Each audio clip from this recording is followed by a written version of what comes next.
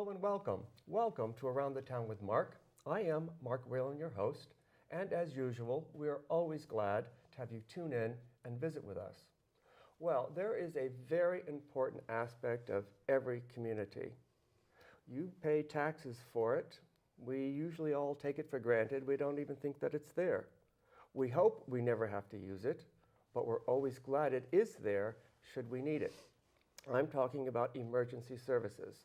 Police, fire, rescue, ambulance, all those types of things. Well, there is a new, fascinating, wonderful book out, Groton-Mystic Emergency Services. Today, as my guests, I have the two authors. Allow me to introduce them to you. I have Jim Streeter and Bill Tischer. Welcome to Around the Town with Mark. Thanks for having us. Well, let me start out a little bit with your backgrounds. I know you both have a background in services.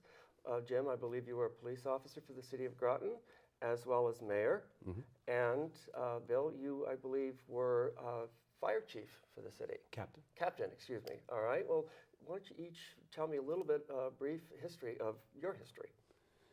Well, right after I got out of the military, I decided I wanted to become a police officer. So I applied to the City of Groton Police Department, was accepted, and spent almost 9 years there. And then I went on to other ventures in the criminal justice system. I'm a native of Groton, and I think it's great that even though I was paid for it, I was given back to the community. All right, and Bill?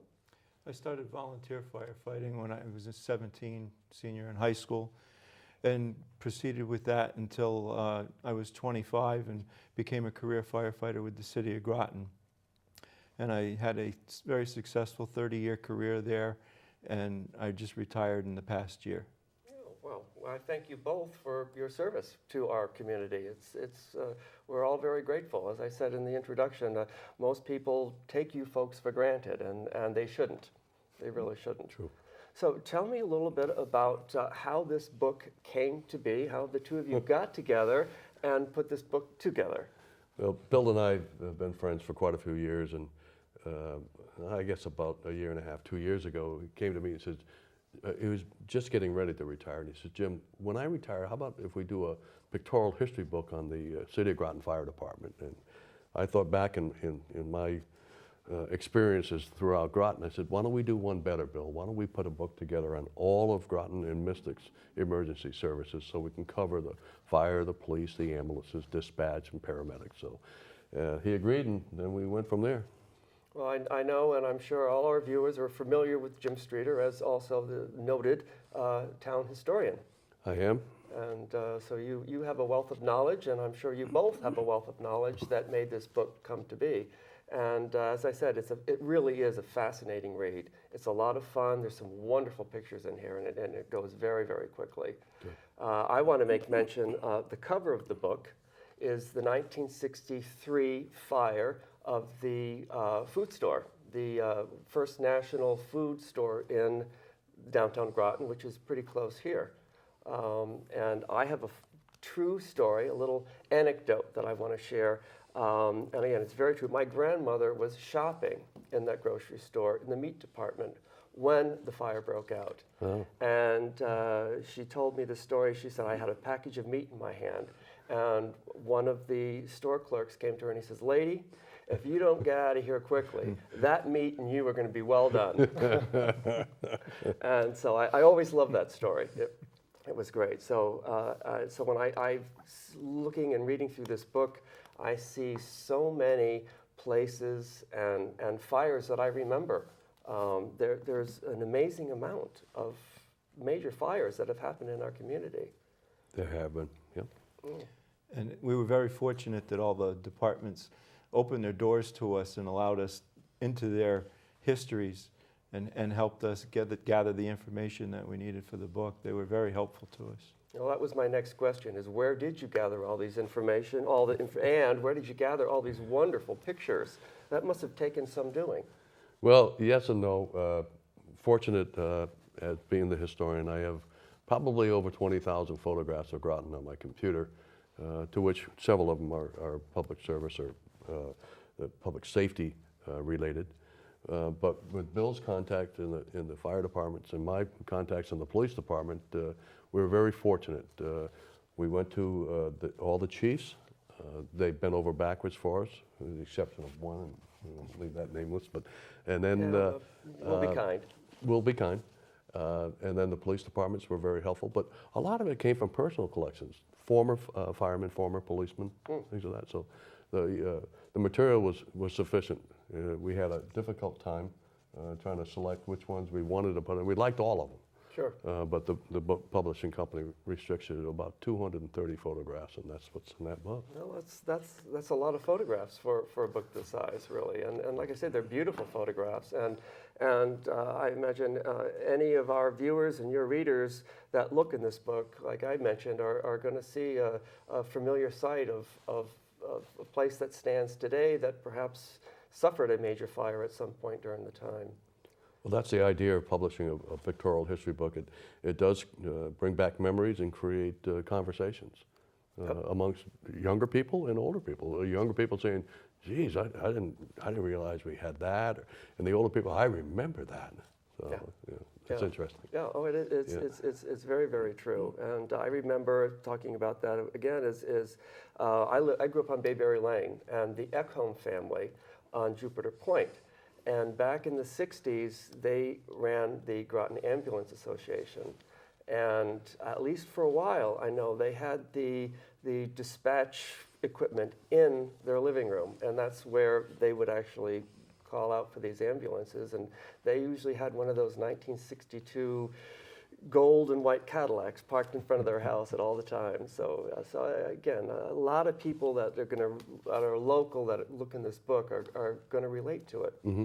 They are. Which I think is a. And I'll show my age also because I recall the Ekholm family running the dispatch center. Yeah.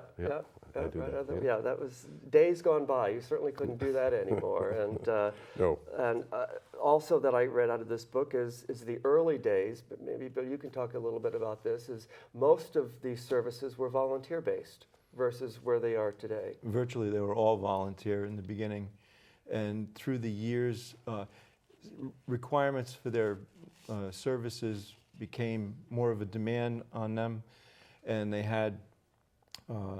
were less able to provide it because of the number of calls that were escalating. So they had to bring on paid personnel to be able to cover those calls. And now several of the communities have a majority career, but there are still some very strong volunteers companies in the town.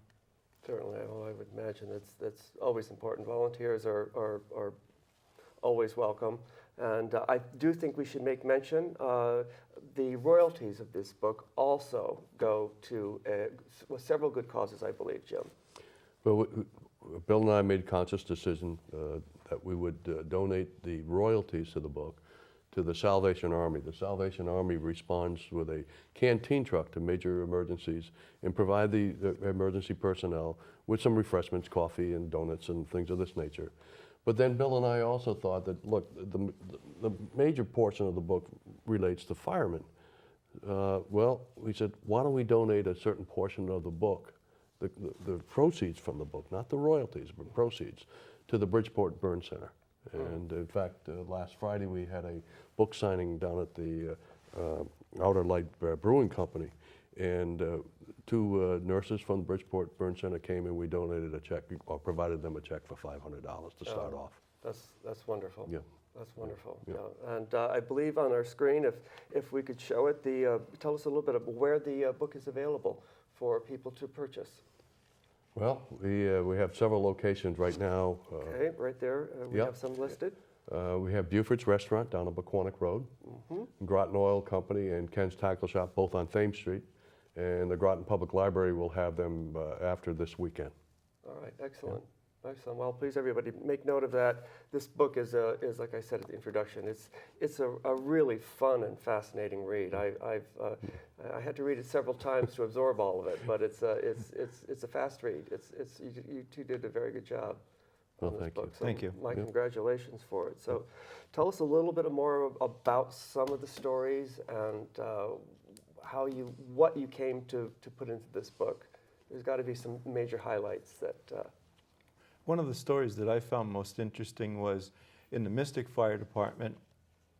in their very early years when B.F. Hoxie was formed, a gentleman named Minthorn Tompkins, at the time was a New York City firefighter, and he was injured on the job and had to retire.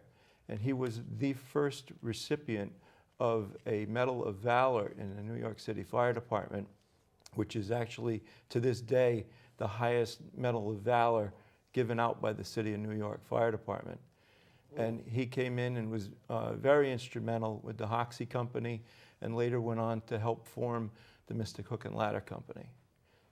Oh, that's very impressive. And we should make mention that in this book, there's also have been 7 service members that fell in the line of duty with a heart attack, I believe, and 1 officer that was killed by a motor accident. Is that correct? Yes, when we published the book, we certainly wanted to bring light to those individuals. So in the book, each one of those individuals has a photograph with some biographical information as far as how long they served, where they served, and their date of death, and how they died. So very important to us that we did that, not only because they gave their lives for our community, but for the families also, to be recognized. Yeah, that's very, very, very important. Yeah. So, Jim, do you have a particular story in the book, as Bill did, that you think about first when you think about this book? Well, after I left the police department, I went to Electric Boat in the security department. I was chief of investigations, and at that point we had a lot of activity relating to, we'll call it anti-nuclear protest. And there's one photograph in there that brings back a lot of memories, because we had one particular protest where there were over 3,000 protesters on Eastern Point Road, and there were over 300 arrests that day. Wow. For civil disobedience, acts of civil disobedience. And it was a coordinated police effort, and they handled themselves extremely well, because the civil disobedience was non-resistant. They laid down, and the police officers had a very busy and exhausting day that day, but I always think about that, and I picture the crowd that was in the street. You just can't imagine 3,000 people standing in front of the gate protesting. Not for the size of Groton. That's correct. That's a great many people. Yeah, and it did make national news, and I recall that the chief of police did write an article how he coordinated all the activities, because we had police officers from surrounding towns, just like the fire department has a mutual aid. The police also have that, even though they're sworn in their particular communities. When there's a special event, they have arrest authorities in the towns that they respond to. Well, speaking of the size of our town and the size of the area, I know you also touch a little bit on the book that there's quite a few fire districts, something like, 8 or 9, not counting the sub-base, which has, 2, and then Pfizer and Yukon and et cetera. Not putting you on the hot spot for any political comments, but well, Groton has, in the book covers, we have 23 separate emergency services departments. We do have 7 fire districts, each one having their own fire department, with the exception of 2 have 2 fire departments, 2 volunteer groups in those particular areas. And then, of course, we do have the industrial and the military organizations, past and present. The book covers the past also. The Coast Guard training station was here at one time. They had a fire department. Across the sub-base, Electric Boat, and Pfizer. And Bill presented some information and provided some photographs. The Hess Oil Company at one time had fire responding apparatus also. Really? So you have those, and then with the police, we have the typical town of Groton, the city of Groton, and Groton Long Point. But at one time, we also had a troop from the Connecticut State Police down on Thames Street. Oh. That was we had a lot of people representing us. A lot. Yeah. So over the years, has the number of personnel increased or decreased with all these different districts and such, going from volunteers to paid? How has that changed over the years? As I said earlier in the show, responses for emergencies are much more demanding on the services Right. today, Right. and that requires more paid staff. And Okay. there is more paid staff than there was in the beginning. But some of the departments still hold very strong volunteer presence in their departments. Mystic and Old Mystic in particular, Center Groton, Noank, but they all have some paid presence in there. Is there an ongoing recruiting process for volunteers in a lot of these organizations and districts, do you know? Or? It's almost constant, and it has to be, because especially here, we have a high temporary residence with Navy personnel, and they'll come in and they'll join while they're stationed here, but they're constantly being rotated out. So it's very difficult here for them to maintain rosters in these companies sometimes. And some of the volunteer groups, because of the professionalism of the service itself, there are requirements now that the volunteers have to have a level of training that almost equivalent to the paid firemen. So that has kind of restricted people. It's like everybody else. They have other things to do in their lives, and they don't want to put all the time in. If they wanted to, then they said, well, then I'll become a full-time paid fireman. So that has restricted things considerably. Fire departments used to be almost not only professional but a social thing to belong to. And Sure. a lot of that, again, people's lives are busy with other things today. And that is obviously a strain on budgets as well. If that's a tremendous amount of investment that you're putting in to get these volunteers qualified, and that's got to be a big hit on a budget, especially if that volunteer is in the Navy or serving and not able to stay very long. That's something that they wrestle with budgetarily Sure. all the time. Not to mention the amount of protective equipment that has to be issued to each member. That's into the thousands of dollars now. It gets very expensive to outfit and train a firefighter. And in today's world, everywhere you hear there's budget cuts, and I'm sure everybody's getting cut. So that's got to be a tremendous strain. And when you talk the police departments, with the increase in social and economic problems that we've experienced throughout all the country, they are certainly busy, and they've had to increase their workforce, we'll call it. I recall in the 60s, the late 60s, when I was on the police department, there were 13 patrolmen in the City of Groton Police Department. Really? Now I believe there's close to 19 or 20. All right, so it's increased. You have to. The activity, they're extremely busy, and of course through state statute, a lot of more responsibilities have been placed upon them. That actually doesn't sound like a very big increase I grew up in Groton area in the 60s, and that's really, if you think about the size of the town then to now, that's not really a very big increase. So that right there has got to be also a strain. It is, and like all other agencies, and you hit it right on the head, there's been budget cuts, and they're strapped. They perform a lot of activities with a limited amount of personnel.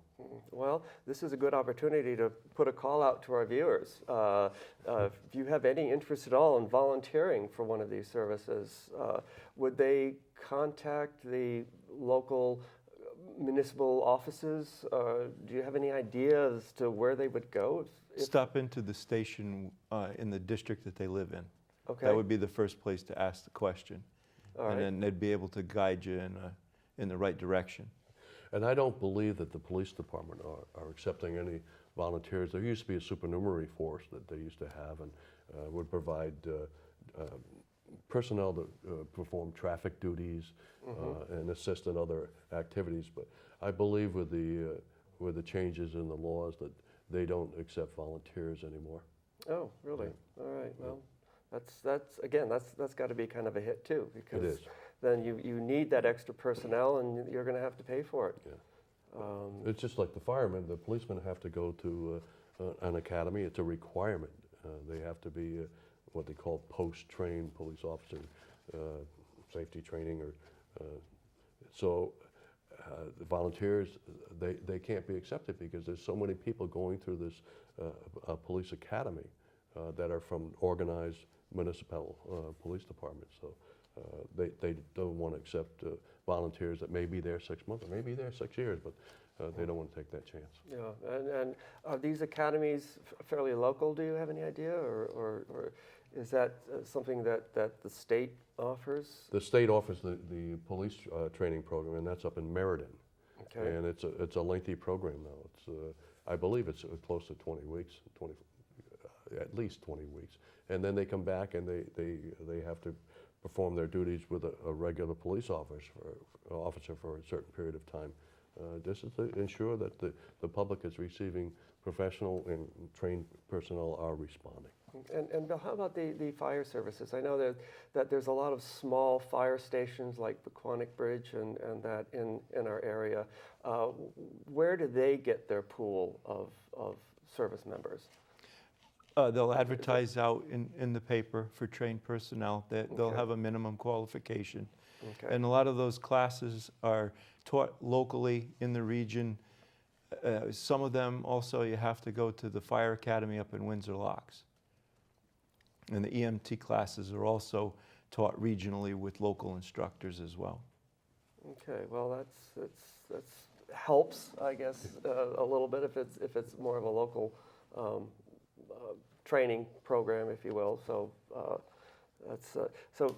Tell me, Jim, a little bit more about some of these beautiful pictures.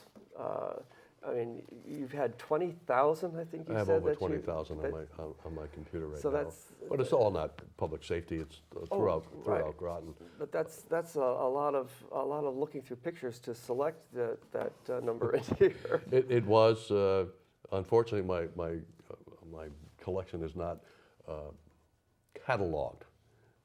If you ask me if I have a photograph, my memory serves me good, and it says, "Oh yeah, I have that photograph, but I'll have to find it." So it took me about a month or so to select the ones I had. But when we went to individuals in other departments, we'd come up and we'd have, if we decided we were going to use 20 photographs for one specific fire department, we might have 200 to choose from. And that's what the difficult task was, because we both agree, oh, that's a great photo. And we had to cull it down.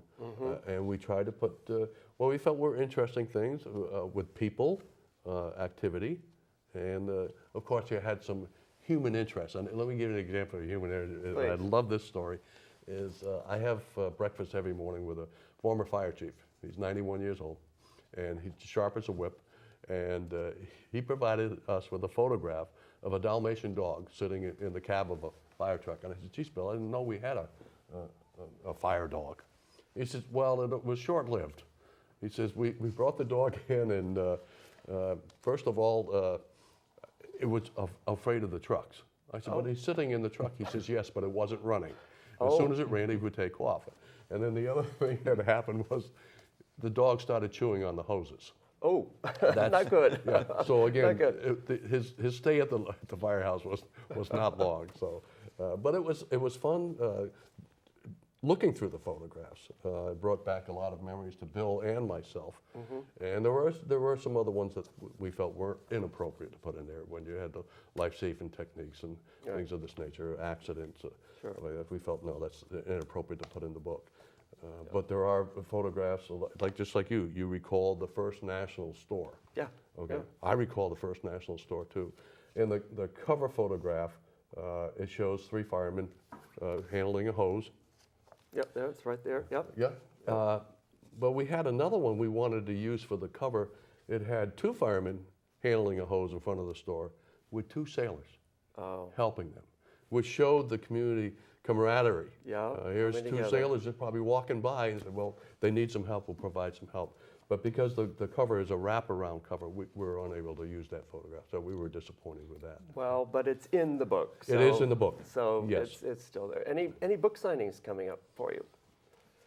Yes, we have All a right. Meet the Author at the Groton Library coming up this Saturday. Oh, all right. Everybody, mark it down. This Saturday. At what time? It's at 11 o'clock. No, it's 12 12 to 3. 12 We have to be there at 11, Okay. but it's 12 to 3. Then we have another one, I believe it's on the 2nd of December, and I don't know exactly, you'll have to excuse my memory process here. And then we. And November 12th, I'll be at the Fitch Boosters Christmas Fair, and I'll be selling books there, and I'll be there to sign them also. And we're also, we're almost cast in stone right now. We're going to have a fundraiser at a local restaurant. It's going to be a beer tasting, but it's going to be a public safety night. And of course, the people can come in and enjoy some different beers and have some snacks. And the proceeds from that will go to the Bridgeport Burn Center, but we'll be available there to sign the book and hopefully encourage people to come in for a book. And then it's it'll also open. And what restaurant? It's the Par 4 restaurant, Par 4? which is at the All right. Shinnecock golf course. Okay. Yeah. All right. And again, that date and time. That's going to be December 10th, Okay. and it'll probably be from 6 to 9 in the evening. All right. Well, I hope everybody's marking their calendars for all these wonderful events. Is there a website or a place? Do you think these will be posted in the schedule in the newspaper? Or? We will probably try to coordinate as best as we can with the Groton Yep. Times newspaper, Okay, the good. Day newspaper, the Wonderful. Resident. The resident also. good. And yes. then if we luck out, we'll get the Elsie show to give us a boost with it also, especially for the public safety night. I think that's important because just Very. like the book, it recognizes all of the public safety groups. Very, very important. Well, as we're closing out the show, do you each have any closing remarks you'd like to tell our viewers? It was a pleasure working with all the fire departments that helped us create this book. I'd like to thank them all for helping us. And it was a pleasure to do this project with Jim. And of course, this is the 5th book that I've co-authored or authored. Oh, yeah. And working with Bill was fun. It was fun, and I'm pleased that he recognized the departments, because without them, we would not have been able to do it. But the significant thing is we've now saved a piece of history. So 100 years from now, people can pick up this book and know what was going on 100 years previous to this. Right. Because the Yeah. book does go back. We go back until the mid-1800s. Right? So we're going back quite a bit of time. That, of course, photographs are very rare prior to that. So we're pleased that we have this, and I hope that somebody will pick up the lantern and follow through the next 100 years. Certainly. Right. Certainly. Wonderful. Well, again, I thank you both for being on the show today. I thank you both for putting this book together. It's a wonderful book. And again, I want to thank my guests. I want to thank my viewers. This book is, like I've been saying all through the show, it's a fascinating book. It's a terrific read. Wonderful, wonderful photographs, wonderful stories.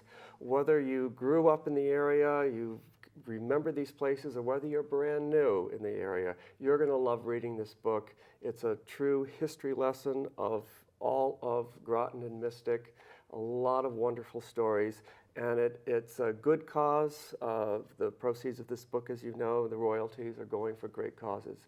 So please go out, get this book. It's worth the read. And again, I want to thank you for tuning in to Around the Town with Mark. It was a fun show, and we're going to have another great show for you coming up very, very soon. And don't forget, go out and get this book. Enjoy it. Thank you again. Thank you again. We'll see you soon.